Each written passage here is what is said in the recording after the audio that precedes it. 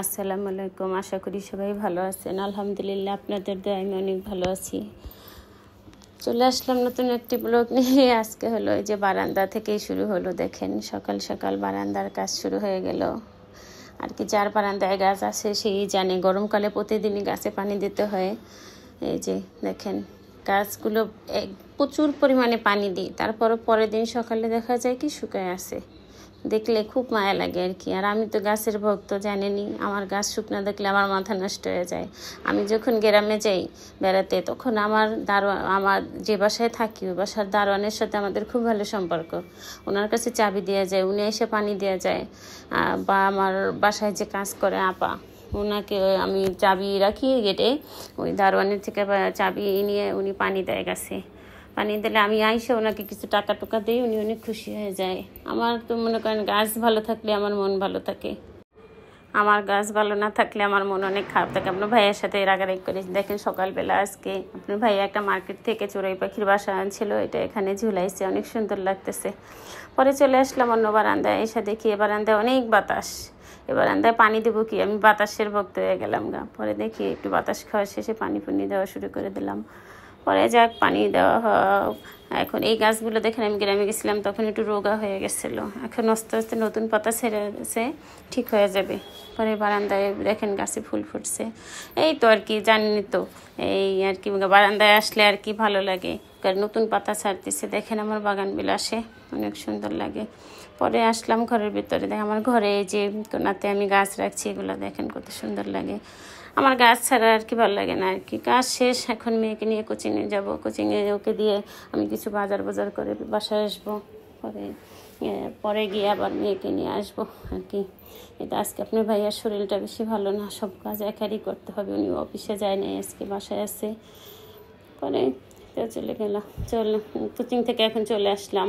চলে আসার পর বাজার নিয়ে আসলাম। আসার সময় দেখেন এই যে রান্না বসাই দিছি। আবার মেয়ের কোচিং 1.5 ঘন্টা, ওকে আবার 1.5 ঘন্টা পর আনতে যেতে হবে। আসার সময় 5 মিশালি শাক আনছিলাম।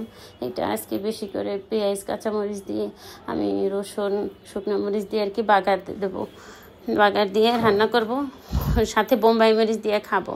অনেকদিন ধরে মাছ গোছ খাইতে খাইতে ভালো লাগতেছে না আর কি। আপনার ভাইকে বললাম আজকে অন্য কিছু খাবো, বলে আচ্ছা ঠিক আছে। পরে এই যে দেখেন শাকটা এখন বাগার দেবো। আমার শ্বশুরবাড়ি অঞ্চলে এভাবেই আর কি শাক বাগার দেয়, বেশি করে রসুন দেয়, শুকনো মরিচ দেয়। আমার শাশুড়ির কাছ থেকে আমার এটা শেখা। আর আপনার ভাইয়া তো অনেক পছন্দ করে শাক ভাজি। তারপর আপনার যে কোনো বাগারে যদি রসুন আর শুকনো মরিচ বেশি করে দেওয়া, আপনার ভাইয়ার অনেক পছন্দ। এখন শাকটা বাগার দেওয়া শেষ করে আমি অন্যদিকে ডাল বসাই দিছি না, সেই ডালটাও গলে যাইতেছে। ডালটা পরে আমি ফোটা শেষ হইলে, ফুটে গেলে ভিতরে মশলা দিয়ে দিলাম, ফোটা হয়ে গেছে। মশলা দিয়ে এখন আমি লাউ দিয়ে ডাল রান্না করবো। এটাও বোম্বাই মরিচের সাথে অনেক টেস্ট। আমারও পছন্দ, আমার হাজব্যান্ড, আমার 2 মেয়ের সবারই পছন্দ। লাউ ঘন করে রান্না করলে আর বোম্বাই মরিচ দিয়ে খাইলে আর কি, এটা সবাই পছন্দ করে। আর আপনার ভাইয়া বলতেছে ভর্তা আছে, ভর্তার সাথে আমি কই মাছ ভাজা খাবো। আমার শাশুড়ির হাতের মরিচ ভর্তা দিয়ে কই মাছ ভাজা আমার হাজব্যান্ডের অনেক পছন্দ। পরে যে দেখেন মাছগুলো ছোট ছোট, এগুলো আমার গ্রাম থেকে আনা মাছ।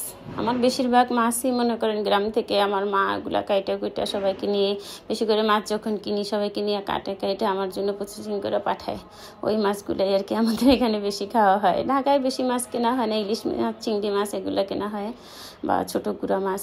এই দেখেন এই মাছটা আমি মশমশা করে ভাজবো এখন। ভাজার পরে এটা আপনার ভাইয়া ভর্তার সাথে খাবে। আর লাউ, ডাল দিয়ে লাউ রান্না করা তো আছেই, শাক ভাজি, গতকালকে ইলিশ মাছ রান্না করছে বলে আছে। রমজান মাসে দেখা যায় একবেলা ভাত খাওয়া হয় মানুষের, অত বেশি খাওয়া হয় না।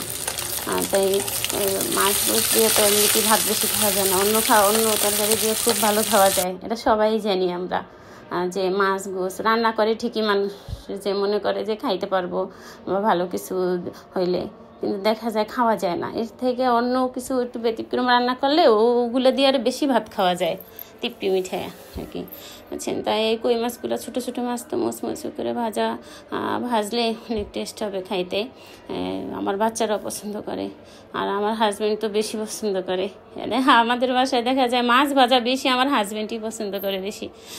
উনি খাইতে পারে অনেক করে, উনি অনেক তৃপ্তি সহকারে খায় আর কি। এদিকে লাউটাও হয়ে গেছে রান্না, প্রায় হয়ে গেছে। এখন একটু আমি আবার লাউটা করে কি লম্বা লম্বা করে কাটি যাতে তাড়াতাড়ি সিদ্ধ হয়। রান্না করার সময় মাছ ভাজা শেষ, মাছ ভাজা হয়ে গেছে। আমি তো রান্না করতেছি, কিন্তু আমার মেয়েকে তো কোচিংয়ে রেখে আসছি। ওর 1.5 ঘন্টা কোচিং শেষে আমার আবার রান্না শেষ করে ওকে আনতে যেতে হবে। তারপর আরও কিছু কেনাকাটা আছে, কিছু ফল টল কিনতে হবে। যেহেতু আপনার ভাইয়া আজকে শরীর ভালো না, উনি বাসায় আছে, বাসায় রেস্টে থাকবে।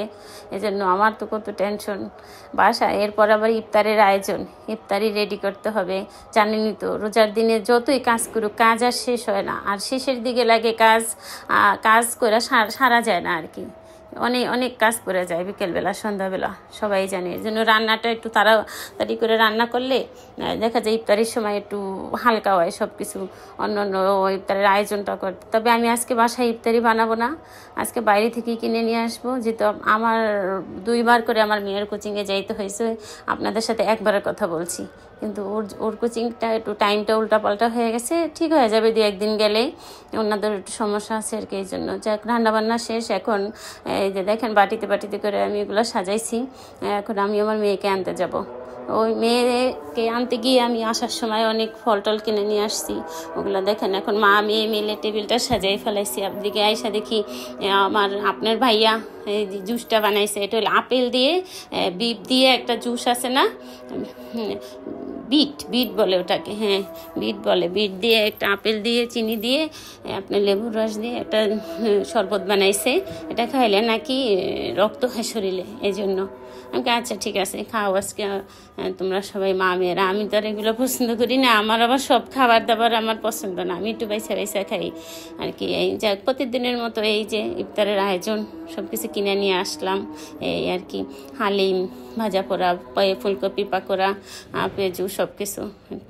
তো এই যে দেখেন সবার খাওয়া হয়ে গেছে, যার মানে শেষে চলে গেছে। আমার নামাজ কালাম শেষ, সবাই একটু রেস্ট নিতেছে। এখন আমি এগুলো গুছাই নেব। অনেক খাবার রয়ে গেছে, এগুলো খায় নাই আর কি। ওরা যে পরে খাইও বলছিলাম যে যাও খাও নাই, ঠিক আছে পরে খাইও।